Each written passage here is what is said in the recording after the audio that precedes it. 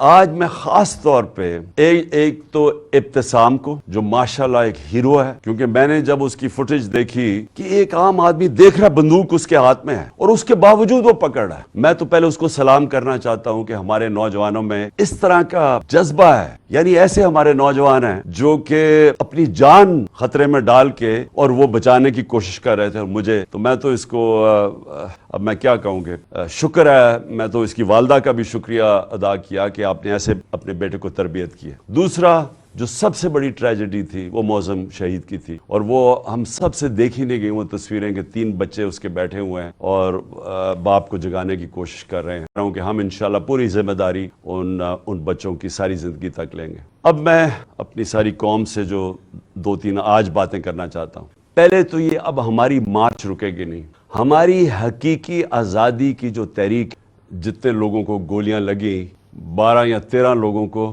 سوائے معظم شہید کے سب لوگ ہم بچ گئے، اور یہ خاص اللہ کا معجزہ ہے کہ اتنی گولیاں لگنے کے باوجود کوئی بھی ایسا نہیں ہوا کہ اگر وہ گولیاں تھوڑی ادھر ادھر ہو جاتی تو شاید بہت زیادہ لوگ جان کھو بیٹھتے۔ تو میں آج اپنے سارے جو آج یہاں آئے ہوئے ہیں وزیر آباد میں، آپ کے لیے بھی اور جو بھی میرے پاکستانی دیکھ رہے ہیں، میں آپ سب کو مخاطب ہوں۔ سب سے پہلے یہ جو حادثہ ہوا، یہ جو حادثہ نہیں، یہ جو پلان کر کے مجھے قتل کرنے کی کوشش کی گئی، میں پھر پہلے واضح کر دوں کہ یہ سپٹمبر میں پلان بنا تھا۔ سپٹمبر میں پلان بنا تھا، 24 سپٹمبر کو اس پلان کا میں نے پبلک جلسے کے اندر میں نے یہ بتایا کہ یہ پلان بنا ہے، میرے خیال میں جلسہ رحیمی اور خان تھا، کہ یہ کس طرح دینی انتہا پسند کے اوپر ڈالیں گے۔ پلان بنا تھا ایجنسی، یہ جو جنرل فیصل اس نے، اور یہ جو 2 نون لیگ کے جو قاتل ہیں ماڈل ٹاؤن میں، انہوں نے قتل کیے لوگوں کو، دن دہاڑے قتل کیے لوگوں کو، گولیاں مروائیں پولیس سے۔ شہباز شریف نے ایکسٹرا جوڈیشل کلنگ، پولیس مقابلے میں لوگ مارے، اس کی ہیومن رائٹس نے اس کے اوپر پوری رپورٹ دی ہوئی ہے۔ رانا ثناءاللہ کے اوپر جو 18 قتل ہیں، یہ عابد شلیل کے باپ نے کہا ہوا ہے، تو یہ قاتل ہیں۔ انہوں نے مل گئے یہ جنرل فیصل کے ساتھ، انہوں نے یہ پلان کیا۔ پلان کیوں کیا؟ کہ اگر دینی انتہا پسند مارے گا تو ان کے اوپر سے ساری ذمہ داری اٹھ جائے گی۔ اس کا مطلب کہ عمران خان نے لوگوں کو کوئی توہین مذہب کیا، کوئی اس نے توہین رسالت خدا نخواستہ کی، اس کی وجہ سے یہ ایک اشتعال میں آ کے ایک دینی انتہا پسند نے قتل کیا۔ یہ سارا پلان تھا، ہمیں پتا تھا۔ میں نے 2 جلسوں میں پبلک کو بتایا کہ یہ پلان بنا رہے ہیں، اور یہ پلان پھر وزیر آباد میں سامنے آیا، اور یہ جس لڑکے نے گولیاں چلائی، ایک دم کور اپ شروع ہو گیا کہ جی بس وہ ایک دینی انتہا پسند تھا اور وہ اذان نہیں تھی، اور یہ اور سارا جو مذاق کیا گیا وہ بھی کور اپ تھا۔ پیچھے یہ بیٹھے ہوئے تھے جو پورے کنٹرول کر رہے تھے کہ نیریٹو کیا ہوگا، اور پھر جب یہ ہمیں پتا تھا، کیونکہ مجھے تو پتا تھا، پہلے ایک دفعہ ادھر سے گولیاں آئیں پھر دوسری طرف سے آئیں، یہ بھی کہا گیا کہ نہیں جی یہ تو صرف ایک، اور وہ کہتا ہے اگر کسی کو شک ہونا چاہیے تو وہ جب خود کہتا ہے کہ جی میں اکیلے نے کیا ہے، تو ادھر سے بھی پتا چل جانا چاہیے کہ پیچھے سے اس کو طوطے کو پڑھایا جا رہا تھا۔ اور اب جب فورینزک ہوا ہے اس کنٹینر کا، تو واضح ہو گیا کہ 2 مختلف قسم کی گولیاں استعمال ہوئی، یعنی 2 شوٹر تھے۔ تو جو سارا ان کا پلان بنا ہوا تھا کہ سلمان تاثیر کا قتل ہوا، دینی انتہا پسند نے کیا، وہ سارا وہ ختم ہو گیا۔ جنرل فیصل پہ ان کے اوپر نہیں کر سکتا، یہ جو پرائم منسٹر اور یہ جنہوں نے، میں پھر سے کہوں، ماڈل ٹاؤن میں دن دہاڑے لوگوں کو قتل کیا تھا، جن کی ایکسٹرا جوڈیشل کلنگ کی کہانیاں ہیں، اگر ان کے اوپر ہم نہیں کر سکتے تو فائدہ کیا؟ کیا وہ جو لڑکا، وہ جس نے اپنے بیان بدلے ہیں، اور کیا وہ لگتا تھا دینی انتہا پسند؟ اسے ذرا دیکھیں، کیا وہ اس کی بیک گراؤنڈ ہے، کیا وہ اتنا کوئی دینی آدمی لگتا تھا کہ وہ جا کے کسی کو گولی مار دے گا؟ اور اس کو جس طرح طوطے کی طرح پڑھایا گیا ہے، سبق پڑھائے گئے، اور پھر جیسے ہی پتا چلا، اور جو ہم نے تو اوپر سے ہمارے گولیاں گزری ہیں، کہ جیسے ہی واضح ہو گیا کہ دوسرا شوٹر تھا، اس کا مطلب یہ جو سارا پروگرام بنایا ہوا تھا سپٹمبر میں کہ دینی انتہا پسند عمران کو قتل کرے گا کیونکہ اس نے توہین کر دی، وہ سارا ختم ہو گیا۔ اور میں اس لیے سپریم کورٹ کے چیف جسٹس کو آج مخاطب کرنا چاہتا ہوں۔ دیکھیں سر، آپ کی بہت بڑی ذمہ داری ہے آج پاکستان پہ۔ قوم آپ کی طرف اب دیکھ رہی، قوم یہ دیکھ رہی ہے کہ پاکستان کا ex prime minister first information report اپنی درج نہیں کروا سکتا، جو اس کا حق ہے۔ انویسٹیگیشن ہو،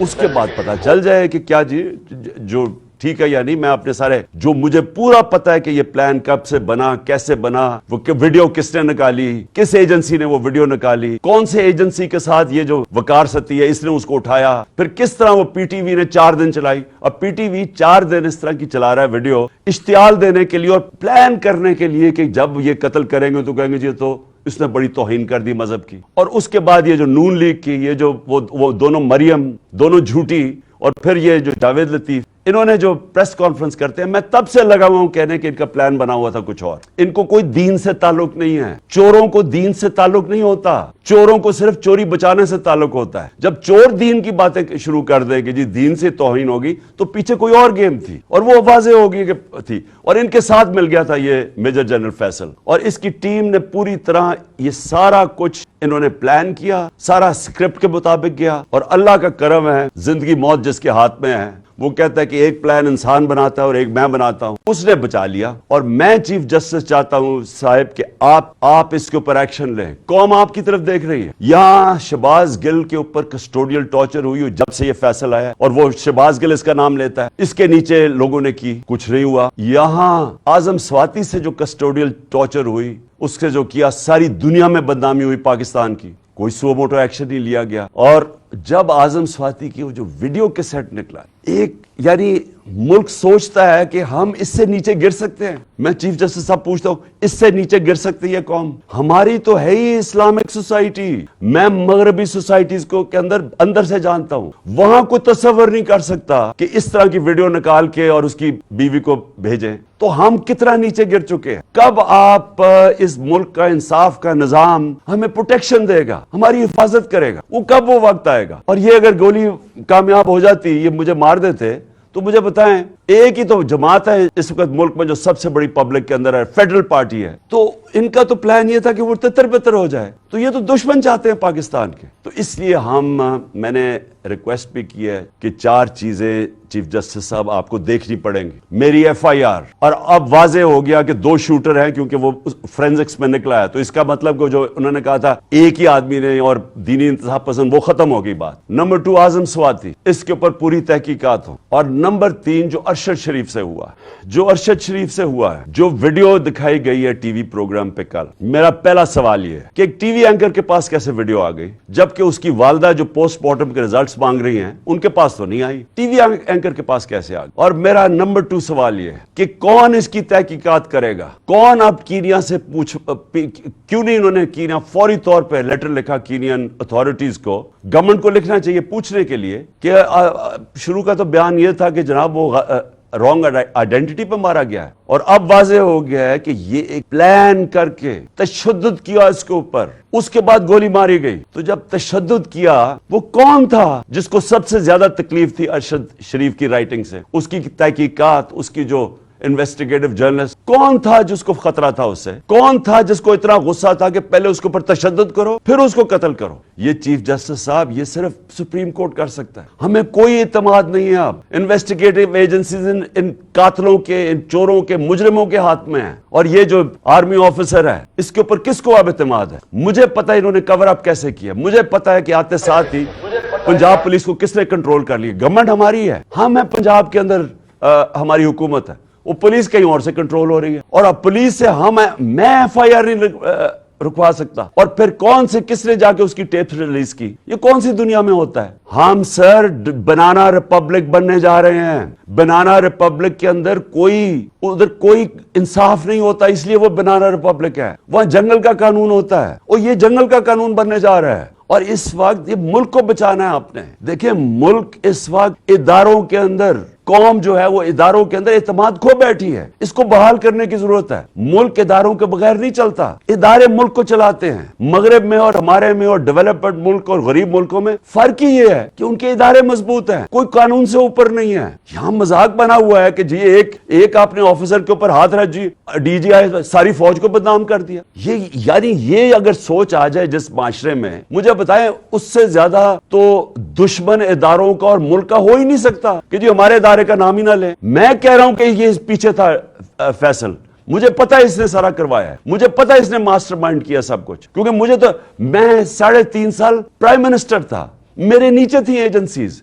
मुझे पता है कैसे चलती है एजेंसीज, मुझे अंदर से इंफॉर्मेशन आ रही थी। और मैं अगर प्राइम मिनिस्टर, मुल्क का ex prime minister FIR register नहीं कर सकता, और अगर ये कहना कि जी इमरान अपना सियासत चमकाने के लिए कर रहा है, मुझे सियासत चमकाने के लिए ये करने की जरूरत नहीं है। इस वक्त सारे पाकिस्तान के अंदर कहीं चले जाएं, एक अगर पार्टी कभी भी इतनी मकबूल हुई है पाकिस्तान की तारीख में, वो आज ये पार्टी है। और वो ये नहीं कि मैंने कोई बड़े कारनामे दिए हैं, वो इन चोरों को देख के कौम हमारी तरफ आ गई है। और इसीलिए हमें जरूरत नहीं पड़ी कि किसी के ऊपर इल्जाम लगाएं ताकि मेरी सियासत ऊपर चली जाए। ये मुल्क का मसला है, और चीफ जस्टिस साहब, ये मुल्क की फ्यूचर का मसला है, और ये फ्यूचर आपके हाथ में है। इस मुल्क की अदलिया के ऊपर सारी कौम देख रही है। इस वक्त लगता ही है कि बस एक ये जो चाहेगा, ये फैसल जैसे लोग जो चाहेगा, इनके सामने कोई खड़ा ही नहीं होता, और ये मुल्क से दुश्मनी हो रही है। मुल्क तब तकड़े होते हैं, मैं फिर से आपको कहूं, जिधर कानून की हुक्मरानी होती है।